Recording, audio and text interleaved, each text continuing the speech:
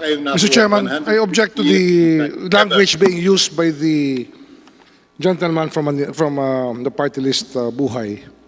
He used the word bro beating, very unparliamentary language, and I move to strike off the record the remarks of the gentleman from Buhay party list, which have to do with Congressman MARCOLETA in the sense that he demeans the character and person of Congressman MARCOLETA. Balit, huwag naman tayong magmukhang one-sided, bias. Atienza, simulat sa pool naman, ang ginagawa nating committee is binabalanse po lahat. Sinundan ko itong hearing na ito. From the beginning, although ting mag-a-apply ako for interpellation, ako yung number 30, 34, ngayon naman number 17. Kaya pinagsagaan ko na. Dahil gusto ko namang marinig yung tinig ko. Doon po sa inyong reklamo po na kayo po ay lagi napapahuli sa listahan, siguro po mas maganda niyan, kung meron kayo itatanong, mas maaga po kayo magpalista, no, sa ganyan, malagay po kayo sa medyo taas. I'd like to recognize Congressman Lito Atienza. Finally, allowing me to join the discussion. Malinaw na po yung paliwanag ni Congressman Rufus na yung ating konstitusyon ay hindi po nilalabag ng ABS. Yung kanilang application may be acted on by Congress. Pwede natin bigyan ng 1 month franchise up to maximum of 50 years. Yun po ang konstitusyon eh. Congressman MARCOLETA lang po naman ang merong ibang impression, ibang interpretation. And again, he cites the Constitution and a violation thereof in this particular issue. Can I ask the gentleman representing ABS, Attorney Bautista, a simple question? Pwede po ba? Andiyan pa po yan? Andiyan pa po ba si Attorney Bautista? Attorney Bautista? Andyan pa po, kung Lito. Nais ko lang liwanagan yung ulit-ulit na sinabi ni Congressman MARCOLETA na meron siyang sinasite na 3 batas na nagbibigay ng 150 years franchise sa ABS. Totoo po ba yan o hindi? You were not given a chance to answer that very clearly. I'm asking you now.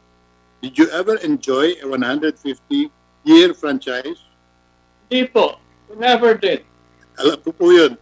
Alam ko, and I agree with you. I just wanted that on record because Congressman MARCOLETA was browbeating you. Was browbeating you. Was browbeating you. He was not giving you a chance to answer. Again, he's alleging a constitutional violation, but there is none. Okay lang po yun. Okay lang. Ang nakuha niyo yung prangkisa, kailan po ba? Yung latest? 79. I think Attorney Poblador can answer that question. I'm not sure when we got it. I will answer it. 1995. 1995. 25 years. Kaya nga po, paso na ngayon. Ngayong 2020, it is now terminated or expired. That's the reason why you're applying for a new franchise. Yes, sir. So malinaw po sa akin, hindi lang malinaw kay Congressman MARCOLETA, na unang-una, wala kayong nakuha. Mr. Chairman, I object to the language being used by the gentleman from the party list, Buhay. He used the word bro beating, very unparliamentary language, and I move to strike off the record the remarks of the gentleman from Buhay party list, which have to do with Congressman MARCOLETA in the sense that he demeans the character and person of Congressman MARCOLETA. I'm not willing to be corrected by you because you also have Move to strike, Mr. Chairman. These proceedings. This is a congressional Mr. Chairman, hearing. can you kindly suspend the rules, Mr. Chairman? Suspended for a few minutes. Mr. Chairman, may I know what the action of the committee is on my motion to strike off the record the unparliamentary remarks of Mr. Atienza? That's a motion by Congressman Remulla. Any second? Second, Mr. Chairman. We object to that. We strongly object to the objection of Congressman Remulla because he's also one who has been monopolizing these hearings. We Yes, are a 305-member Congress, and this committee represents the Philippine Congress. Kaya sana'y maging mas mapagbigay sila. immediately magre-react siya ng ganyan. Eh, nangangahulugan lang. Tama po yung aking damdamin na itong hearing natin ay hindi po natin inilalagay sa tamang direksyon. For us to be very parliamentary and strict about our language, I think you should also respect the feelings and sentiments of those who may not be agreeing with what you're saying, with what our colleagues are stating on Mr. the Chairman, floor. I'm asking for a ruling, Mr. Chairman. Session resume. Sa ating pong kagalang-galang na Honorable Lito Atienza, sa ating pong elder statesman, ang hiningi lang naman po ng ni Congressman Remulla ay yung pong wag po tayong magtukuyan dito sa loob ng ating hearing sa ating komite at kinikilala naman po yung mga puntos na niraise ninyo. Doon po sa binanggit nyo, Honorable Atienza, tungkol po doon sa pagkakasunod-sunod ng mga nagtatanong at nagsasalita. Pagpaumanin nyo, hindi po kami ang nagdedetermine yan yung nasa floor. Everyone is welcome to attend the committee hearings. Ito po'y dinedetermine ng chairman ng Legislative Franchise Committee and the Committee on Good Government. So, Congressman Atienza, with your indulgence, I will rule to strike off the word probity and your reference to Congressman Marcoleta. Pero maaari na po kayong magpatuloy sa inyong mga pagtatanong. So ruled. Congressman Atienza? Mr. Chairman, Opo. may we continue by way of manifestation. Dahil wala na po yung issue constitutionality nitong franchise application. Opo. Under the Constitution, it's very clear. No one franchise should be more than 50 years. Eh, they're not applying for a 51-year franchise. They're applying for a renewal of their 25-year franchise. So it is within the powers of Congress to determine this. And all I request, Congressman Marcoleta, who is enjoying, obviously, immense advantage in these hearings because pag siya nagsasalita, hindi po niyo ini-interrupt. Hindi po niyo pinipigil. Pag kami po nagsasalita, masyado kayong maigpit. Ngayon, gusto pa ninyong paalis yung aking ginamit na kataga. Wala pong masama rin sa browbeating. Talagang meron po kayong... With your indulgence, Congressman Atienza, yung pong nangyari po kasi sa kay Congressman Marcoleta, yung pong mga oras ng iba ibinibigay sa kanya. Pero if you recall, Congressman Atienza, he never refers to anyone or any member of the committee. If I may, Congressman Atienza, you're raising a good point. Please continue with that. Kung maaari po sana, wag tayo ang mag-away-away kundi po dun sa issue ng Constitution. Congressman Atienza, salamat po. Anyway, gaya na sinabi ko po, tapos na yung issue sapagkat malinaw po ang saligang batas. Hindi po totoo na hindi pwedeng tumagal na mahigit 50 taon ang nag-e-enjoy po ng prangkisa. Pwede pong 100 taon. At kailangan korekin ko lang yung sinabi ni Congressman Marcoleta na nabigyan daw ng 150-year franchise itong ABS noong 1969. I'd like that question to be answered by him. Pwede po bang tanungin siya? Saan po ba ninyo nakuha yung impression na nabigyan ng ABS ng 150 years franchise noong June of 1969? I want that answer for the record. Dahil for the record, sabi niya, ang swerte naman itong korporasyon na ito. Nabigyan na ng 150, gusto pa ng additional. Mantalang marami kaming question on the constitutional violation. Again, ako po'y sinundan ko itong hearing na ito. From the beginning, although ting mag-a-apply ako for interpellation, ako'y number 30, 34, ngayon naman number 17. Kaya pinagsagaan ko na. Dahil gusto ko namang marinig yung tinig ko. Kami po sa Buhay Party List, patas. Kami po'y nagtatanggol ng karapatan ng lahat upang magkaroon tayo ng mas maayos pamumuhay. Buhay Party List kami. Anyway, to manifest my continuing strong sentiments on the continued allegation of violation where they have not proven anything up to this point in time. After 7 hearings, wala pa po silang napapatunayan. Humihingi sila ng records, meaning they're on a fishing expedition.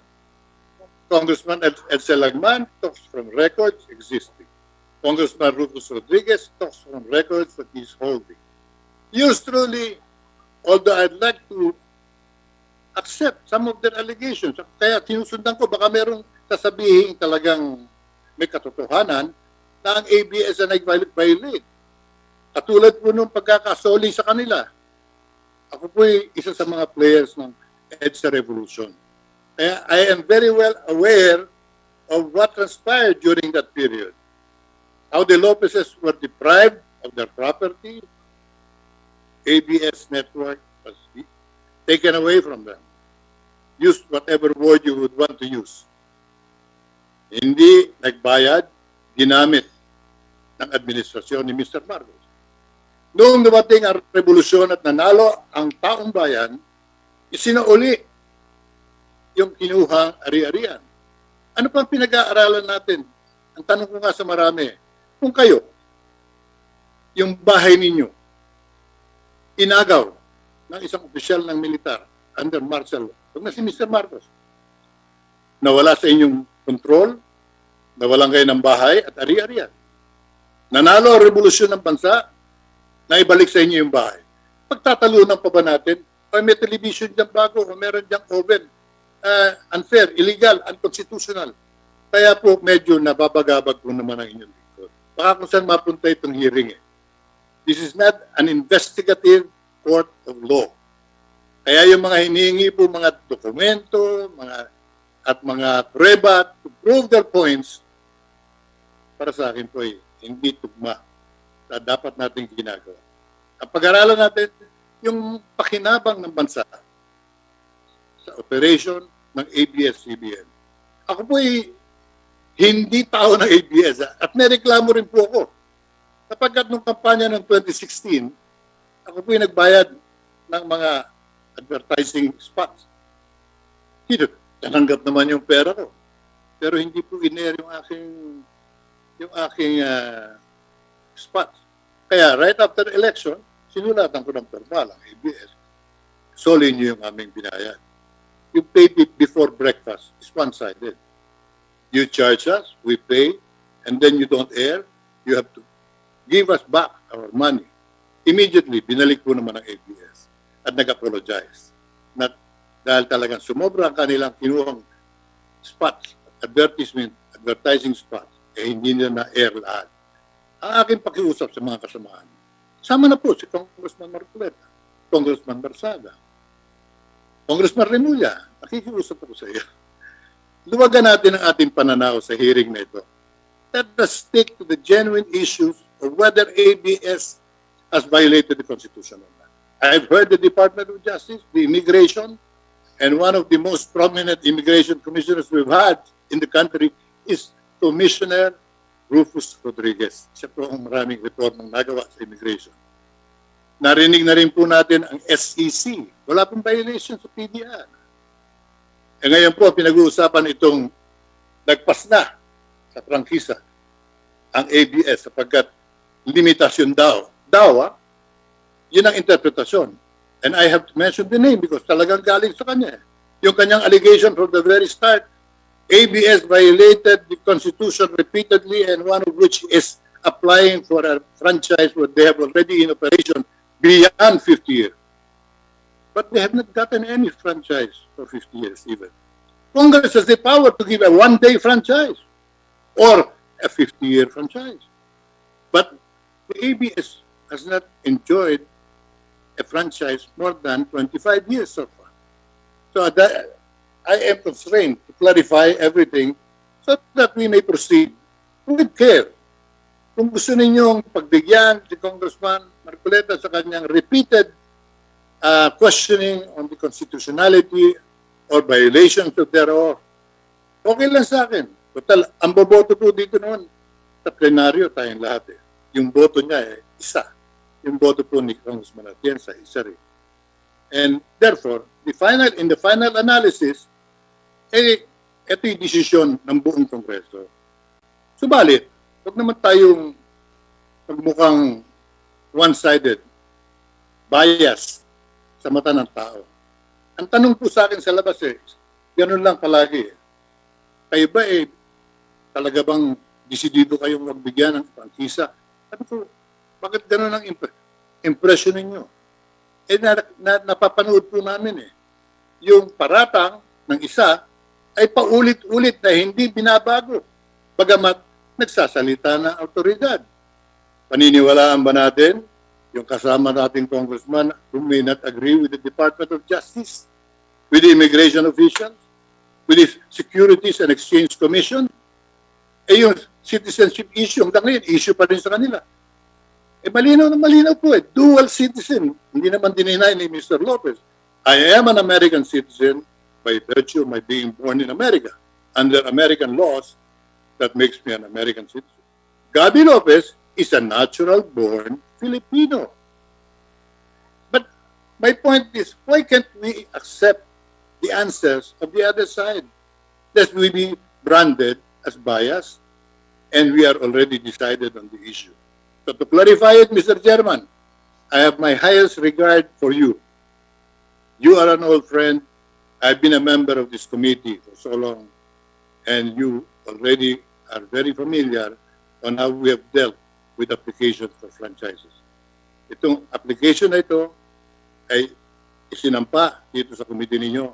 Ang hinihingi ko lang, take better control of the proceedings, as this is not a committee of one congressman or two congressmen or three or four.